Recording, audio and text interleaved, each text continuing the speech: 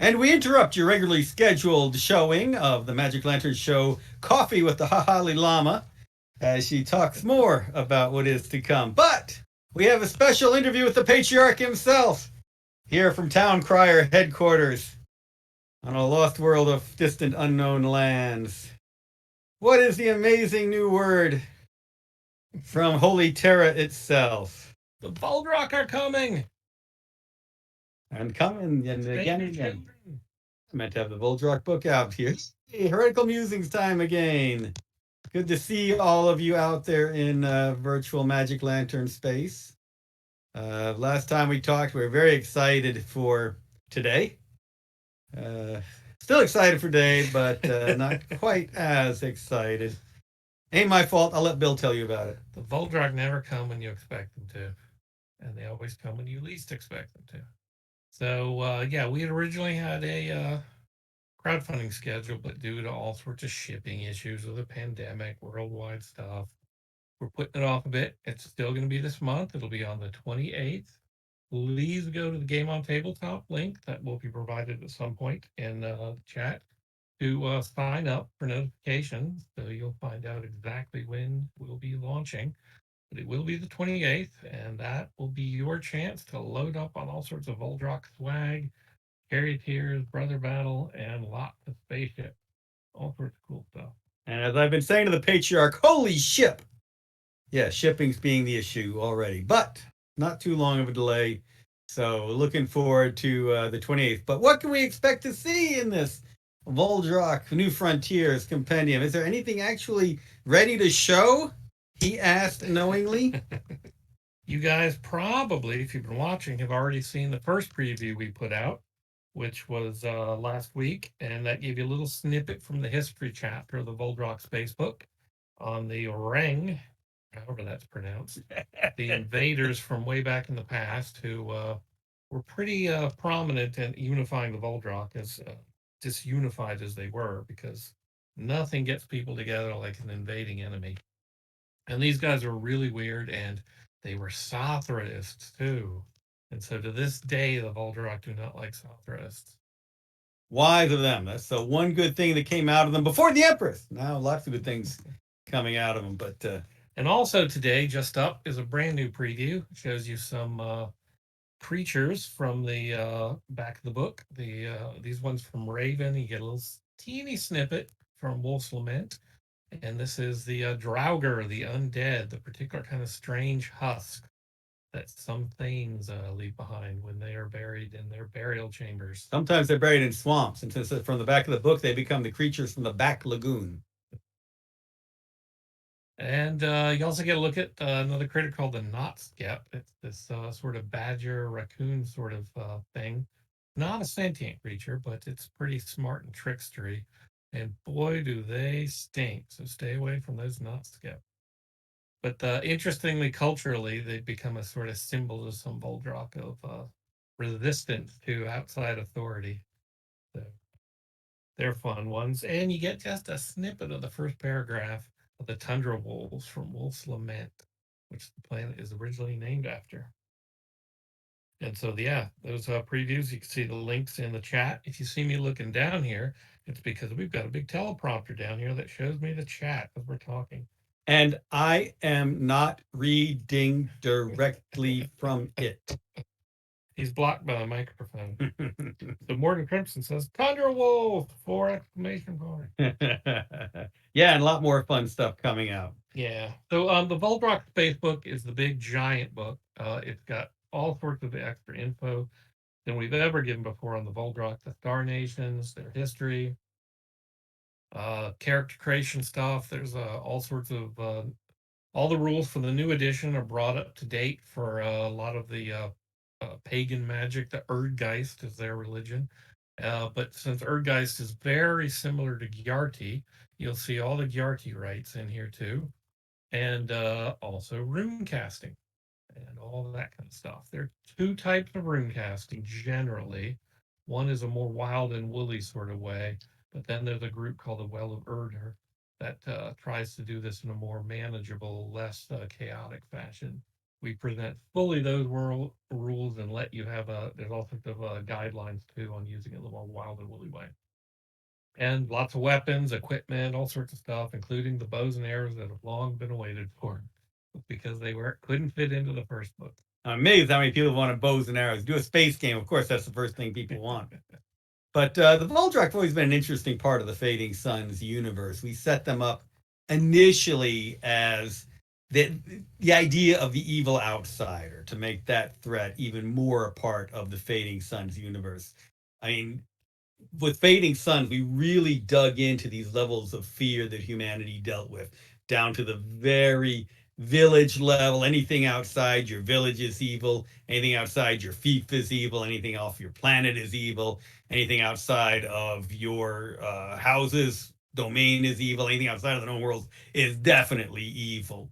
And now we're getting to explore into that to reveal what there is out there that has, of course, been completely misunderstood by folks within the known world. So, but we're definitely keeping those tribalism themes that we enjoyed before.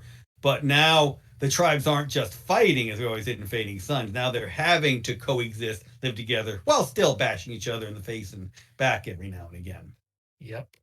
Some comments here. We got Morgan Crimson saying the delay just gives me time to gather more Firebird tithes to fund my pledge. Keep getting those tithes. And Khalif says, my Kurgan ears heard that as Tundra Vold. Morgan Crimson replies, Tundra Volds needs to be a thing. Go ahead. I thought they were already in there, but okay. Malignatius and the Tundra Voles. That's actually Ducato's gang. So, also, in addition to the big Voldrock Space book, you get a little companion book on dramas. That's the Hard Times on Hargard. And all these dramas are on Hargard, which was kind of our beginning world for the new edition. Same way as way back in the past, we used Pandemonium as our initial step world. Now we're using Hargard, which is where these cultures begin to clash.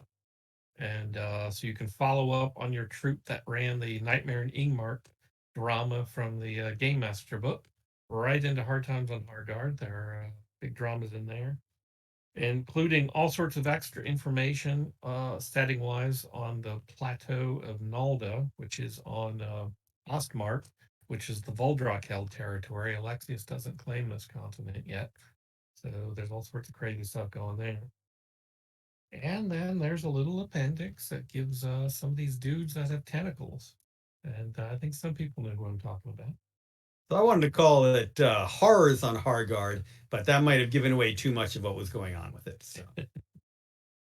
Hard times are horrors too. Keeping along with my kind of tentacled beastie. So, yeah. So, what are the other books in the collection? Well, we've got two new Imperial dossiers this time around. We're looking at the Brother Battle because they're the guys who guard the frontiers of the known worlds, which includes pretty much pressing now into Voldrock space and making sure that the Emperor's claims are held. And so we take a good look at the Brothers of Battle. And then there's a fact book on threat assessments throughout the known worlds on all the borders, including what's going on with Hera and the Brother Battle's role there now. Hints about the symbiote, Stigmata Garrison, what's going on there. Things are a little quiet compared to what they used to be. Could be a trap. And so, yeah, we'll cover on that. And then we get Charioteers Guild. They're always generally the first in across the frontier, always looking for profit of some sort, looking to trade with all the natives. And they've been smuggling tundra wolf hides into the known worlds for a while. They call them tundra voles to get tundra voles from Malignatius. Yep. So I've seen some comments asking about the noble fact book for this one. Well, that is the Voldrock essentially. So got a big we couldn't fit too many imperial surveys in this one. We'll try to get more next time.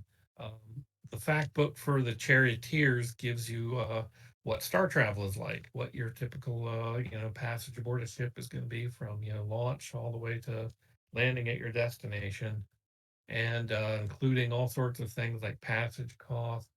And then if you run a ship, it includes things like how much it costs you to have food for all your passengers and crew, and all those sort of your berthing cost when you land at a. I don't know nothing about berthing no ships. Planet or on a space station or whatever. So if you're a charioteer with your own ship, it gives you all sorts of little extra info on that stuff. Excellent, excellent. And speaking of ships, we've got the St. Paulus Field Guide to Spacecraft. St. Paulus Society was introduced in the character book. They are kind of a large society of explorers who go around helping each Free. other find new things and to hunt and to do all sorts of gentlemanly sort of things and gentlewomanly things too, and whoever things. And so they put out field guides to help their members cover all sorts of things. And they've got one for spacecraft. If you're in the market for a spaceship, these guys help you find out which ones you can actually afford. And so we've got 12 ships and all sorts of details on the standard ships, but then all the different ways you can change them in modular, plug in this thing instead of that thing, because these ships can be changed.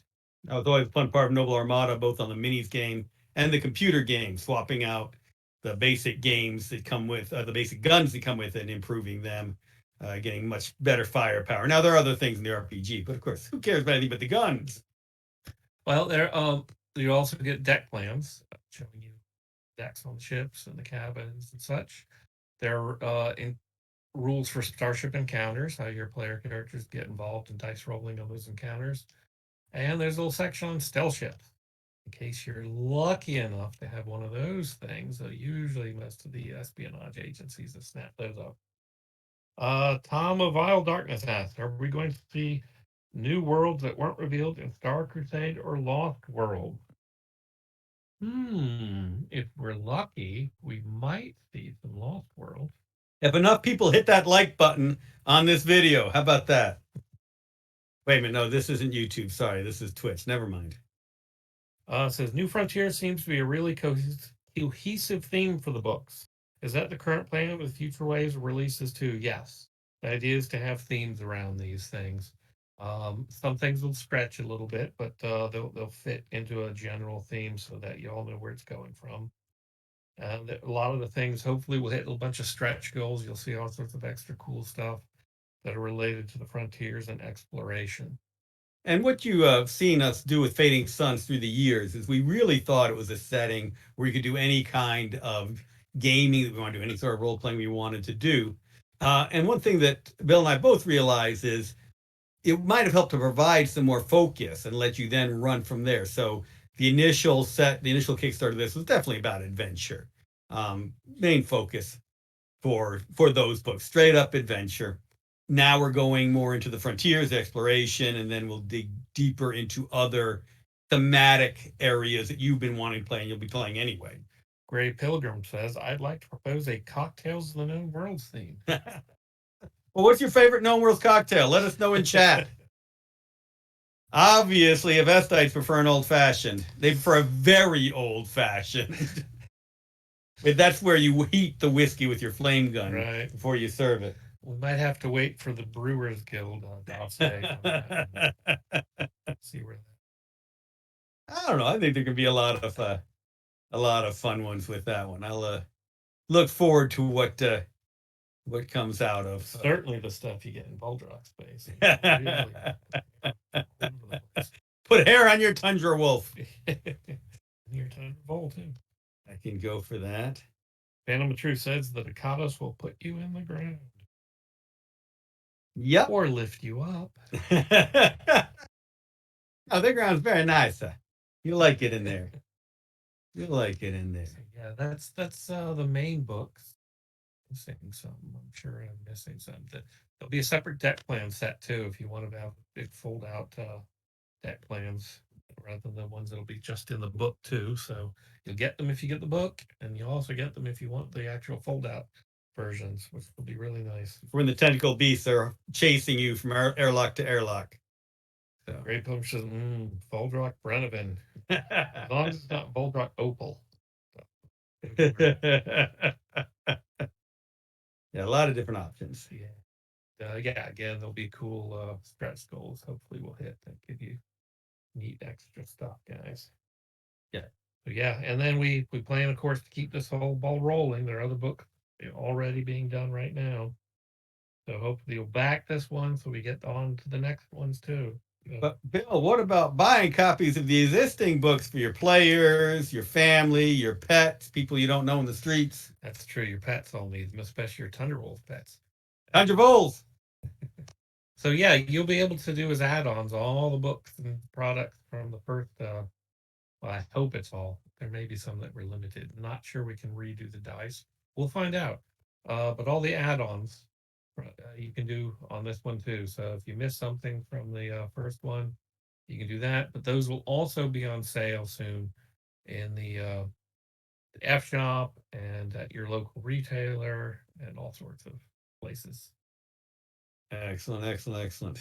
And looking forward to more Voldrock appearing into the player character groups. Looking forward to that Runecaster running alongside the Avesta. That's always everyone's favorite. Yeah, those Avestites will have a lot of fun trying to fit in over in Voldrock space. The same with the Almathean next to the Warlord. Will always be a pleasure. I really think this is one where a party of evangelists could be the funnest. Do one of the those classic groups. You have all 5 of the major sects represented, being sent there by their elders on other planets to spread the good word, and yeah, more likely to kill each other than the Voldrock. But Yeah. a great way to get going and try and claim this bishopric for itself, because right now essentially the orthodoxy is seen to have the lead, but there's really no majority group, no majority sect right now. So while the orthodoxy certainly believes that it will maintain this one as it should, none of the other sects are seeing it that way, are they? No, they've all got their own interests in bringing the Voldrock to the light. Some less severely, and some even more severely. Now, we don't think of the Brother Battle particularly as an evangelical order, but this is the frontier. They are the group that should be on the frontier. There's certainly Brother Battle who would like to see this planet under their sway. So, yeah, if their best way to pacify any resistance is to forcibly convert, that might be a way they might try. Well, and to defend the faith, not forcibly convert, defend the faith. To convince the recalcitrant Voldrock that their interests lie more in the Pan Creator's embrace than in their evil paganism. And this also ties into the lack of the nobles book with it. The Brother Battle Order does take in the nobles from various houses, so you can expect to see Hawkwoods and Ducato swinging their swords side by side, part of the Brother Battle, looking to defend the faith here on Hargard and defend it even further into Voldrock space. Yep. So get ready for those sorts of fun adventures. And the Brother Battle do have their own ships too, so. Yes, they do. They've got their own fleets as needed. Right now, we'll see where they come. Right now, it's mostly up to the questing knights and such to figure out the lay of the land. As time goes on, we'll see what happens. A lot of that will be in your guys' hands to figure out just how the march of the known worlds into the Voldrock space and vice versa goes on. Yeah, the Emperor has kind of sent the questing knights out there as the best force to spread the beauty and truth of the known worlds, make those friendships, create alliances, and so forth. But of course, every right-minded Ducato's influenced person knows that that's just a front for the Imperial Eye to go forward and take over. So, Morton Crimson says, I really want to run a church mission campaign at some point, showing my old theology studies background, but my players are never that keen. Oh, that's too bad. I'd love to run one of those things, or play in it too, especially. Yep, exactly. So go run that for the Patriarch, would you? You could always do it as a one-off sort of thing, like a Call of Cthulhu, knowing full well that by everybody's going to die. The dark. Yeah, that always said that. Calinthi, a Inquisitor, and Stella, Siniculum. Sinicula walk into a bar, the penitent psychic says. Yes, the penitents. Don't forget them. Grey Pilgrimads. Tell your players they don't know what they're missing. True indeed. Good stuff. Now, while we're talking about the theological underpinnings of the Fading Suns, this month we'll see the launch of the Kickstarter. It'll run into next month. What does next month? The Game on Tabletop, to be specific. I got you. Sorry, crowdfunding effort. Crowdfunding effort. Doesn't next month mark some other important date for the Fading Suns? What have happened 25 years ago? It's in August for gamers. Does anything? I think there's a big convention there. Oh, that's right. Heretical Musings Con. Yeah, that's it. Oh, no, wait a minute. I think they call it Gen Con, even though it should be called Heretical Musings. It should be Heretical Musings. Definitely should be Heretical Musings Con.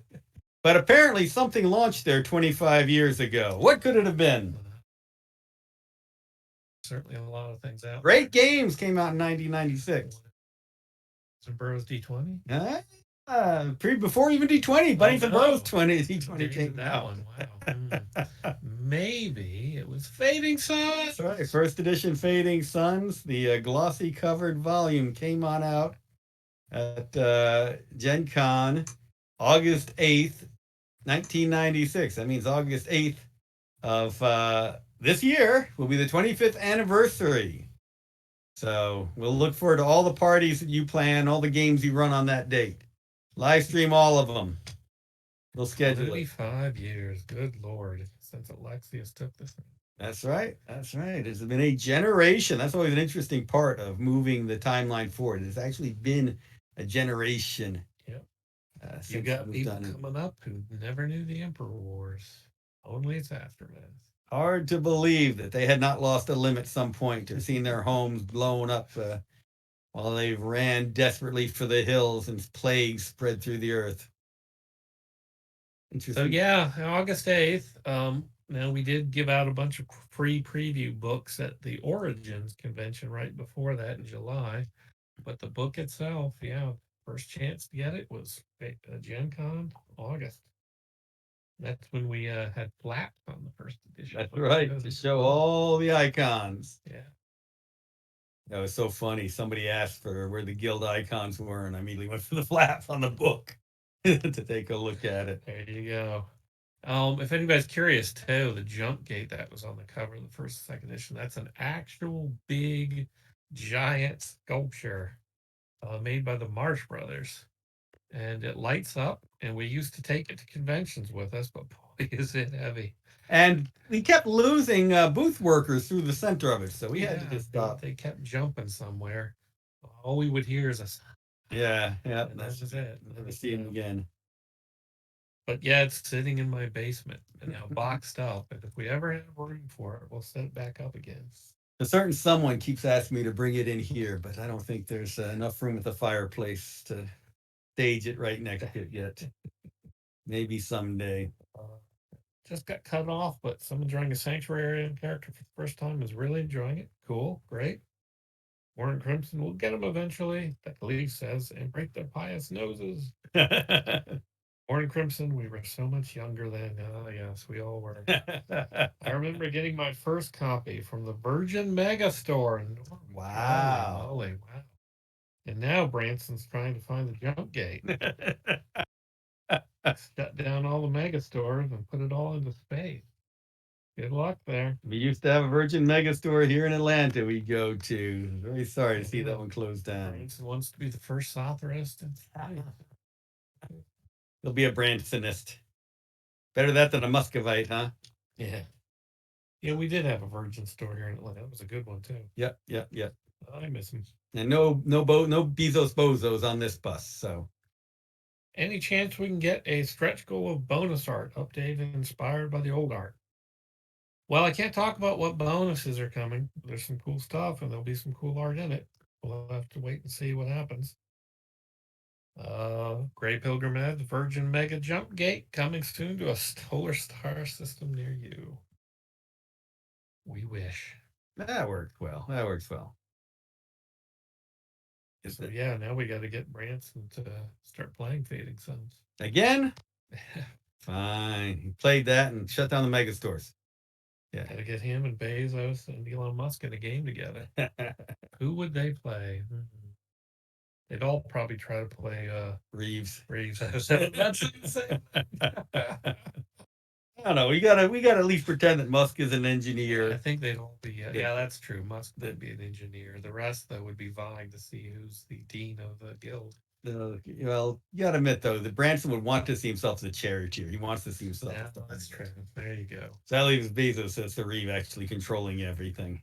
You all got the Reeves books already. I hope you're having fun with that one Yep. already. So let's talk a little bit about the Voldrock, who we're going to be seeing in the next wave of books. We had a lot of fun projecting the idea of the Voldrock just as the scourge from beyond the stars who would come in, raid the monasteries, steal the treasures, kill peasants for fun, and so on. Caused all sorts of trouble for the Hawkwoods, Mm-hmm. which they secretly really loved. It gave them all sorts of excuses to keep their military and naval up and going. Yeah, you know the Hawkward. Any chance to, oh, we're so oppressed, you know. Yes. Gave a chance to whine again, those Hawkwood. Um, so what can we expect to see for the Voldrock characters? What are they going to get to enjoy? Well, if the same sort of character creation system from the character book, most Voldrock are all yeomen. Even the nobles of sorts, the thanes and stuff, are start out as yeomen. They kind of have to earn their way to that rank. It really is kind of a meritocracy. Some do inherit it in certain places, and so you'll see some of the rules for that. But for the most part, your classes are going to be yeomen. Instead of faction like House Hawkwood and Dakados, you have your Star Nation. And that's either the Drenjar, the Lackole, the Magtaw, the Repgold, the Skay, and the Zetol. And Drenjar, kind of think of them as the space Vikings. They're the ones who had the most, I guess, reach into the known world. The Lackole were various indigenous groups who'd gone off into space to try to escape the monocultures of the diaspora and the Second Republic. The Magtaw are kind of animistic engineers of sorts. Instead of seeing technology in a very mechanical sort of light, they see it as spirits. And so they're kind of the engineers guild of sorts among the Voldrock. And the Retgold are they're kind of like a combination of charioteers and reeves and other guild types. They're very much into trading and marketing and cities, more so than most Voldrock. They're really about managing cities. And let's see, the Gay, they're the strange ones. They're the ones who came later from elsewhere. They claim who have been descended from an initial diaspora of humans from Earth way back before anybody else left Earth. Who knows if this kind of stuff is true or not? But they have their very own distinct culture. But they joined the Voldrock when the Rang invasions were happening, and they showed up and helped pretty much drive the Rang away. So were admitted into the Star Nations. And the Zetol were whereas they do have sort of a base again among groups and breakaway cultures trying to escape the Second Republic, and a lot of especially among the Caribbean and Pan African nations, they do also come from the Second Republic military units that broke away back before and after the fall. So they have a very disciplined military kind of background to them too. So those are the nations. And then you've got your callings. You can certainly do some of the callings from the first book too, but unique to this one, you've got runecasters, scalds, uh, Faykrig, which are elite fighters. You've got berserkers, those guys who kind of go nuts using this special drug that the brewed called Tulak. Warriors, and boy, I know I'm missing one or two of them. Oh, about the Empress before she got civilized. She was a fake rig. Oh, okay. Actually, Your yeah. field names aren't separated out. Excellent. Yes, she was an elite warrior, and so yeah, and then you've got all sorts of new perks. Voldrock all judge themselves by a perk called Regard that stands in for a noble title or like a league commissions, guild commission sort of thing. So that will, and there's different levels of it depending where you are. If you're heading up the noble sort of warrior path, the upper levels of there are Jarl and Thane and up to Warlord and such. But otherwise, you can be a person renowned for your skill a Riku, or a shaman. And so they have their little regard tracks. And again, lots of different little perks we give these people unlock, equipment, all sorts of stuff like that. Now, any new information on the Ramakrishna or any of the other groups? There is a little more information on the Ramakrishna and the hard times on Hargard. There's a drama there that gives you some more detail and stuff. But we don't have enough for like a dossier yet. We'll get around to those guys also because they're kind of fascinating too. Yep. Especially they have some distant possible claims back on Shoprite among the Al Malik lands.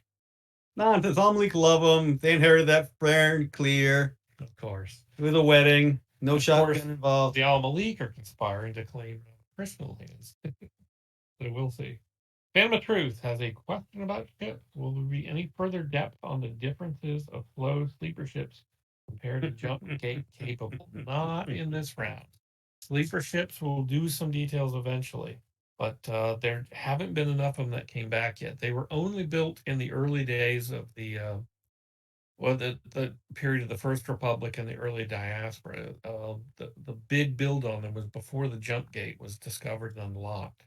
Once they found jump travel, nobody really wanted to jump onto a sleeper ship anymore. So there was only a small wave that went out. Well, not necessarily small. There were a good number of them that went out way early on. And occasionally during the diaspora, you'd see more experiments. People who were trying to avoid jump gates because of fear of Sothorism and all that sort of stuff and the corruption, especially certain religious groups who thought, there'd be much more purity shooting out across the stars away from the jump web entirely. Who knows what became of them? We'll have to find out someday. And that is coming eventually. And during the diaspora, uh, some left because they didn't want to go to planets that were on the jump routes. They wanted to go to planets that were completely isolated. They're completely outside of there. So who knows what happened to them on their trip between the stars? And if we, oh, there we go. Okay. Yeah, who knows what happened to them, but also, who knows if their destinations were what they thought they were. So those ships, remember that we do have a lot of ancient ships still moving around in the fading suns, but not the sleeper ships because those went and nobody got them to repair again. So really hard to compare those ships to what people are zipping around in today. Although if you read the Hawkwood dossier, it does give you one ship that was rediscovered somewhat recently and a strange crew aboard it. Yep. So there you got a little tag there to run with if you want to develop that into some dramas. Exactly. The whole sleeper ship, lots of fun stuff to go with on that one. And for all we know, most of the sleeper ships accidentally shot off towards symbiote worlds. And who knows? Any word on Voldrock harusification? Oh, I guess that's the Voldrock reading of entrails and stuff. There are certainly Voldrock Earthgeist rituals. I don't recall if there's one involving reading of entrails and such, or the like. Mine are misspelled anyway. I know that's something the Eteri are certainly very into. We'll have to revisit them again sometime soon too. Most of the work on that, on their particular theurgy, was in a previous book, but we'll be bringing them up to date at some point also. Certainly want to get back more into the aliens. And do remember those books are available from Yeah. Ulysses now, so Yes, you missed out on those before. Well worth getting the old Star Crusade book because remember they've moved forward 25 years too. Yes. So if you want to see where they were and where they are, a great look at their progression. Right, nothing but the old Star Crusade book, even though we've updated the Voldrock a lot. There's a few little bits in there that weren't repeated. And plus, half the book also includes the Kurgans. So if you want to know about them, that's the place to go. And we'll be revisiting them again too. You'll see some clues about it here in this wave, and we'll be building towards them. And there is a desire with the new Fading Suns to not just update what was there before, but to take it in new, fun, and inspiring ways, thought-provoking routes. So there will always be old information in the older books that aren't in the newer ones. So if you want the more complete look at it, you definitely want to, look at Star Crusades then, and then read Voldrock now. Read the old Hawkwood book, the old Nobles and Hawkwood Lands, and then read the new one now because they are very different things. Cool beans. Khalifa has Eteri and Intinimus. Yes, Intinimus also do reading of entrails and the like. They do all sorts of nasty things. Yeah, they just open it up and then they read the entrails and then they put in a bookmark to keep their place. Yeah, there you go. So, does anybody have any questions particularly? I mean, we've been hitting some up here, but if there's anything in particular you want to know about some of the books, what's in them, and other questions about Fading Suns in general, about what's going on, I could tell you that there's not much going on with the vow yet. Again, that's something we'll get to. They're a little quiet, which is what allows Alexius a lot more freedom to operate on this new frontier because they don't have to worry about moving forces and people over to defend against the vow. Not that they would probably be successful in such an endeavor anyway. Isn't it amazing that things seem quiet on the symbiote front, the vow front, and the Kurgan front? Who would have expected it? It's very strange. Is Hard Times on Hardgart a single campaign or separate dramas? It's separate dramas that you can link into your own epic however you need to. Yeah, you can certainly run it straight through, or you can pick and choose. Mordant Crimson says, if you were playing a Voldrock character, what would you play? I'll let Andrew go first. I'm not going to say Runecaster because I know Bill wants that one for. Yes, I was going to say Runecaster. Probably actually say Ishkin Runecaster. Ooh, tricky. No, I mean it's definitely a fight thing. It's definitely go with the full archetype of the warrior who suddenly can't be killing every known worlder that she wants to kill, walking around, hand on sword, ready to cut that thinking priest's head off, and knowing that would cause an issue that I don't want to fight. I just love that tension where all of these people who you view as less than dirt. I mean, really, that's part of the thing to look at. We take this from the known worlder perspective, that the Voldrock are those fearsome barbarians from outside, but they had their own view on known worlders, which were encroaching, greedy, disgusting, vile, less than human, and having to walk around them and not cut their heads off and take their stuff. Oh, so frustrating and so much fun to play. Just that constantly itchy sword hand ready to go and can't. Yeah, that sounds fun. But yeah, I would probably try an Ishkin Runecaster first. See how far I got with that one. Zombie in Armor asks, can we get more on the Oroim? Seemed like they had a hidden history. Again, more on aliens coming eventually. The Oroim is certainly fascinating. Also, how easy, difficult is it intended to be to switch callings? Absolutely easy. You should do it at any time you want.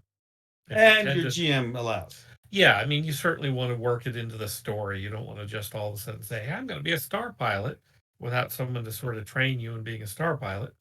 So you certainly want to work it into your story, but there's no rules reason you can't switch callings. Yeah. Going from missionary to psychic, on the other hand, needs no explanation. Yeah.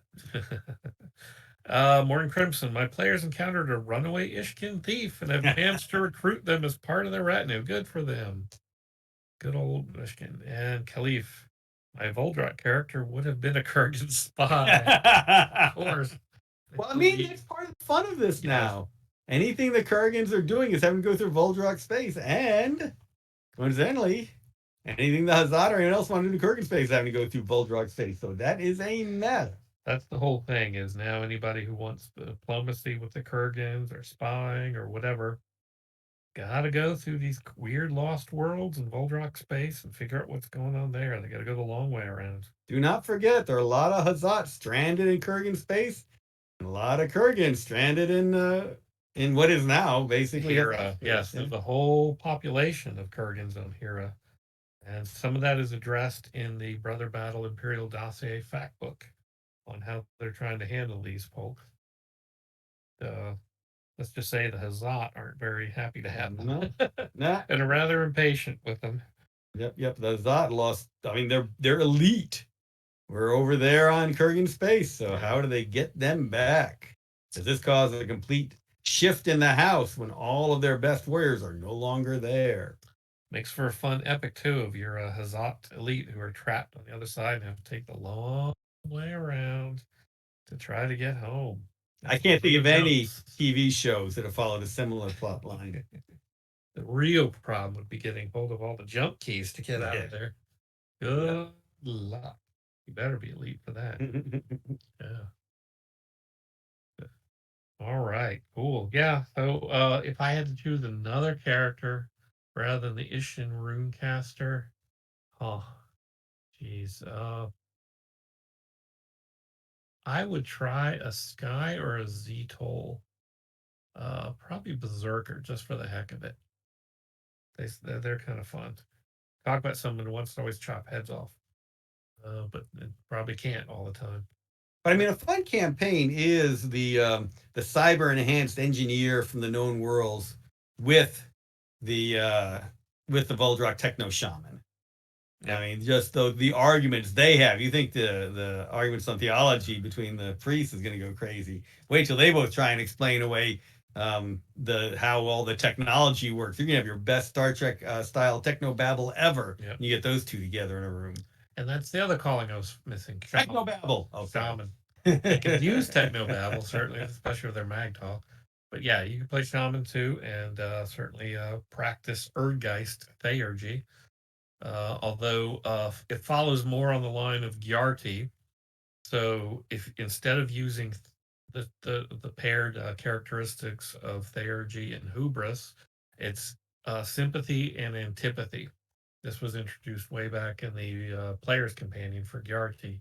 And the Voldrock Erdgeist is close enough, it follows the same idea. So if you're going to build a Voldrock shaman who's using casting magic, you'll be using the similar stats, but it'll be sympathy instead of theurgy.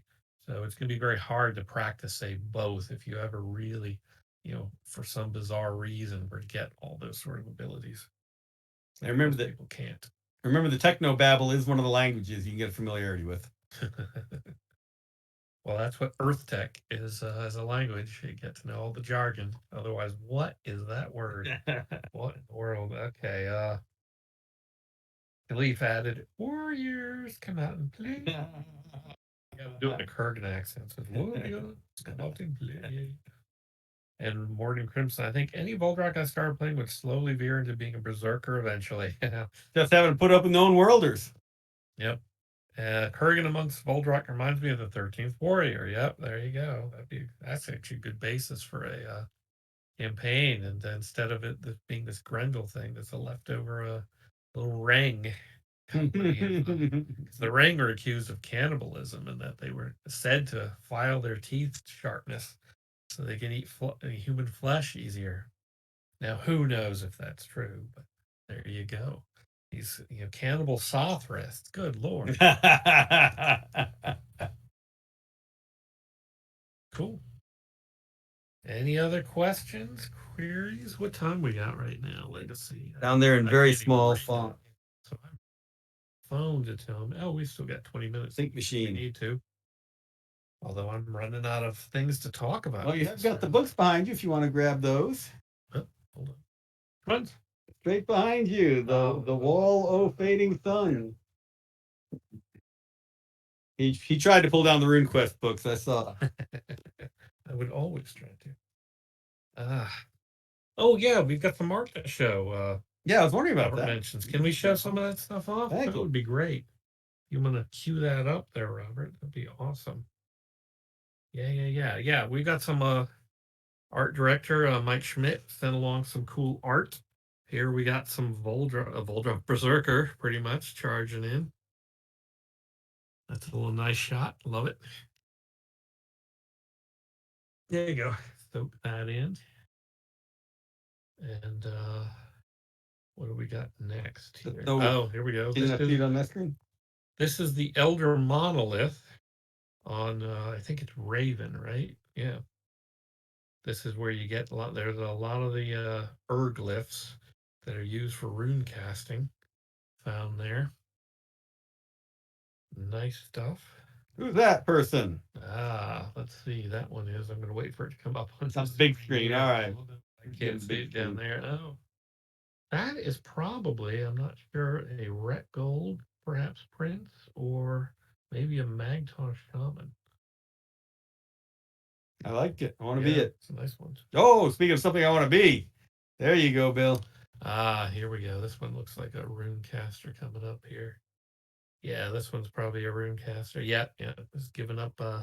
Probably sacrificed their left arm there, and replaced it with a cybernetical implant there, and then got their rune stave also. So yeah, good. Q also sprax Zarathustra. Yeah, for the elder monolith.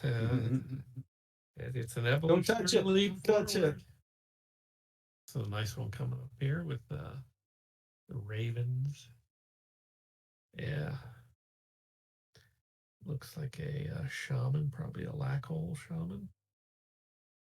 Oh yeah, one of the other callings is Beast Friend. People who, what few people out there might remember Fading Sun's D20. We introduced the Beast Friends. There's some of them in the New Worlds too, but they're much rarer in the New Worlds because they're just not accepted. But these are people who can build a psychic bond with certain companion animals, and much more common on the Voldrock, but you do have them in Known World Space. If anyone remembers the cover of Merchants of the Jump Web, there was a charioteer there with her pet Malador Phantom. That's right. Nice. And here's a ship. I believe this is the League escort. Yeah. But this is probably done up as a stealth ship. Not using its stealth capabilities here, otherwise you wouldn't see it. But, there are different types of stealth ship, two types mainly. The kinds who kind of put out this very advanced technology to cover up all visual and sensor cues to themselves.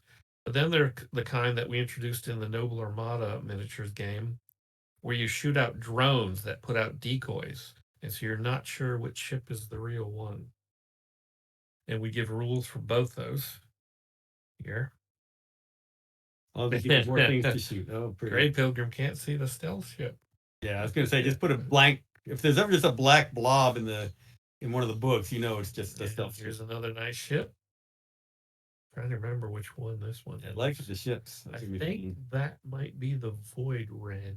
You're going to see a lot more players wanting to go into space now. Yep. One of these and go. Isn't it a bit of a cheat for a runecaster to sacrifice a limb and replace it with cyberware? True, if the cyberware works perfectly. This one may not. Back to the barbarian. Yep. There we go. Barbarian. So yeah, we'll be showing off more art too as our campaign crowdfunding starts, and we'll have more of these as we go along to tease you, keep you interested. Now, Bill is thinking of doing one more Heretical Musings this month. We usually do them the first and third Thursday of every month. This one has a fifth Thursday in it. So we have been debating that. Would anyone want to see another Heretical Musings then? Yeah, this would be on the 29th, the day after the new campaign goes live. Yeah. So if you want to see us do another one, squeeze another one this month, let us know. Because then you'll actually have a good look at the page and stuff. Well, Morton Crimson says yes. Good, thanks.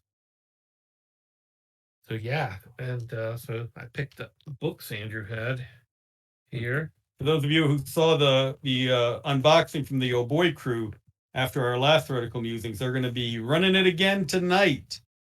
5:30 Pacific time, I think. I believe. Is it 5:30 Mountain? It's 9 o'clock. Well, I don't know. Coming up on this channel. Robert can post some info on that down there and stuff. Hopefully, I'm holding the factions book here, looking through it. Yeah, we got the aliens here. Trying to get your Ishkin. He went straight for the Ishkin. Well, I went for the Orolium first because someone asked about them. But I think the Ishkin are right before them. Yes, there we go. Love these guys. They're all fun. Again, they're they were really only found mainly in Voldrock space, but since there are a bunch of them on Hargard, that means they're now coming into the known worlds. And they're doing their own Magic Lantern crossover with My Little Shantor. Yeah. So yeah, if you look in the chat there, guys, 5:30 Pacific, 8:30 p.m. Eastern on the Ulysses Twitch channel. And a family in peril, having recused Gregor and Lucia. Can the Oh shoot, our battery died. Camera battery died. Sorry about that. Switching the camera battery. I don't know if you guys can still hear us or not. Yeah. All right.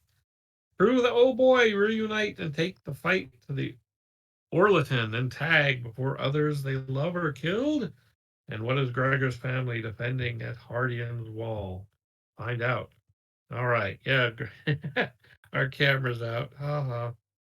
I guess we enabled stealth mode accidentally. Sorry, guys. Sometimes this old Second Republic tech doesn't work the way it's supposed to. Recused or rescued? It's probably rescued, but I don't know. Yes, that is probably the case. But recused is good too. If they, if they don't want to get a conflict of interest in whatever, court they're involving in. On Bill, look, everybody. Oh, there I am. I see me. All right, cool. All right, camera's back. Now Andrew's got to wend his way through here without tripping over all the wires that the engineers left. And the cyber gear. Cool deal. Morton Crimson, my 14-year-old daughter has her heart set on playing a Voldrock after playing through the character book. Who wouldn't want to play a Voldrock? Absolutely. All about it. Luckily, there aren't a lot of Voldrocks in Voldrock space, because if they started getting hold of Tulok and learning how to be berserkers, good Lord, what's going to happen? So, yeah. So I've got the books in front of me here. If anybody's got any particular questions they want me to answer about things like callings and switchings and classes and technosis or whatever, hit us up, man. And if your players' characters haven't already started suffering technosis, I almost said if your players haven't already started suffering it, but most of your players are probably already suffering technosis just from having been in lockdown on Sumo. Make sure you pray to your saints every day. There's Paulus. And it gives you a little chant you can give on each saint. We'll have to figure out which saint's day. Like Paulus's pounding pistol. And strangely, into the section on money, we put in a Reeves Guild symbol. Oh, I wonder what that was. For those of you looking to find the guild symbols. Yep. And all the weapons I'm looking through now. Cool beans. Yeah. Good stuff. Yeah.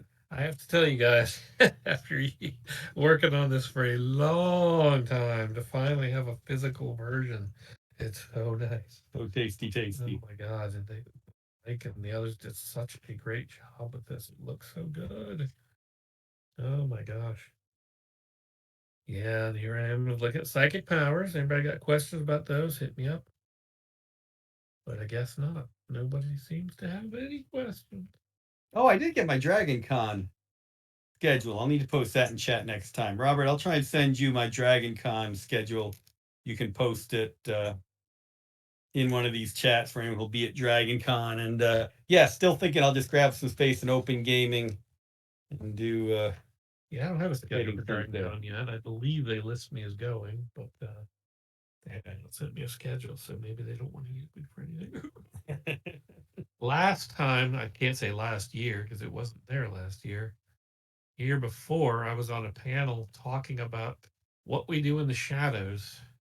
If anybody's watched that show, and Guillermo showed up, the guy who played Guillermo in the show, and joined our panel. That was a lot of fun. Excellent. I love that. That's one of the great things about Dragon Con. I will do panels, and someone involved in whatever I'm doing will show up. So I do one called 10 Rules of Dealing with Police Encounters. So it's basically legal information, like we show a video about it.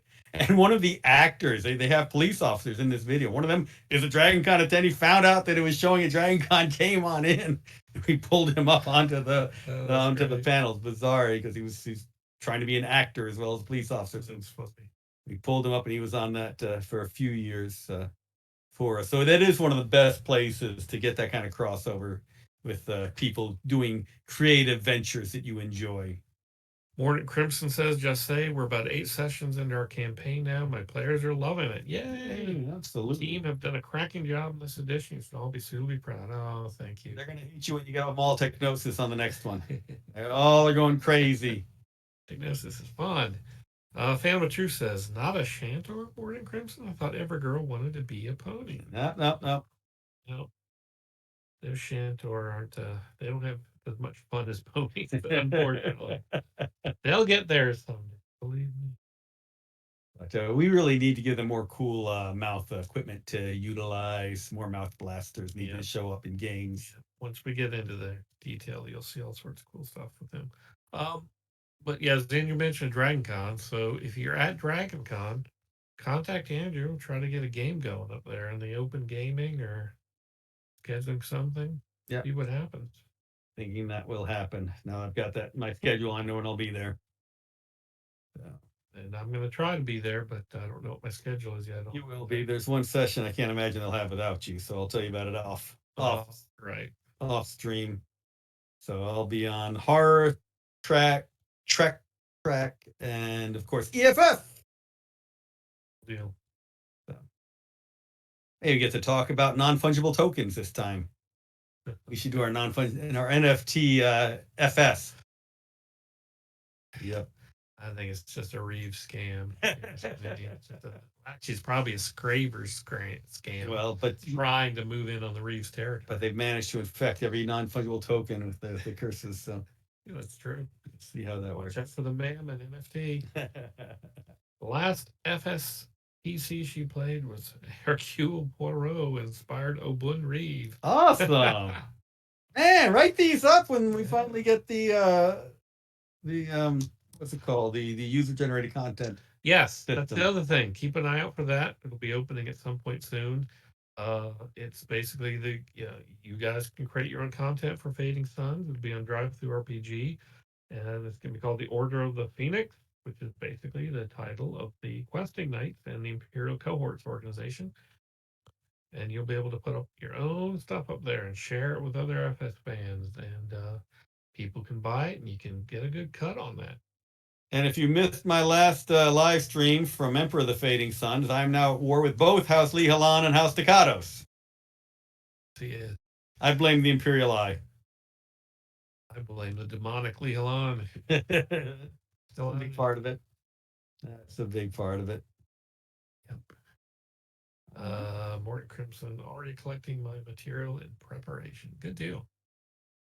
Like to see that. Like to see as much of that stuff as you guys can put it out there. Because the whole thing of Fading Suns, we set up this, generally broad meta plot, but it's your game. We want you guys to take it from there. Absolutely. Every single one of these worlds is yours now. Grey Pilgrim, blame the Ducados. They'll just soak up the attention. So don't give them the attention. Ignore them. I'm about to give them a bunch of attention right down there. No, wait a minute. I'm actually going after the Lihalan first. I'm playing Al Malik, so Lihalan got to go. Yeah.